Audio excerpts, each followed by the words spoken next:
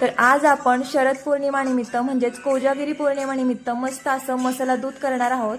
हे मसाला दूध घरच्या घरी मसाला बनवून करणार आहोत। तर मसाला दूध करण्यासाठी गॅसवरती कढई ठेवून घेतलेली आहे मी। त्याच्यामध्ये थोडंसं पाणी घालून घ्यायचे सुरुवातीला आणि नंतर त्याच्यामध्ये आपण 2 लिटर दूध घालून घेणार आहोत। मी इथे 2 लिटर दूध घालून घेतलेलं आहे। तर दूध आपल्याला गरम करून घ्यायचंय 1.5 लिटर होईपर्यंत।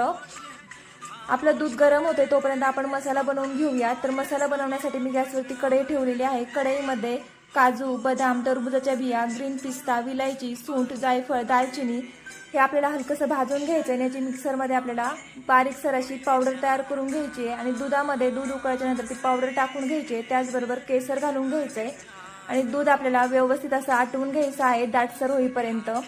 तर आता आपलं दूध इथे आटवून झालेलं आहे। ह्याच्यामध्ये आपण साखर घालून घ्यायची। मी इथे 1 वाटी साखर घालून घेतलेली आहे। तुम्ही तुमच्या आवडीप्रमाणे ह्याच्यामध्ये साखर घालून घेऊ शकता।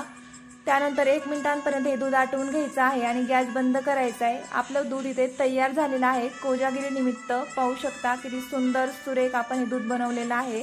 तर तुम्ही अशा प्रकारे नक्की बनवून बघा दाटसर मस्त असं दूध।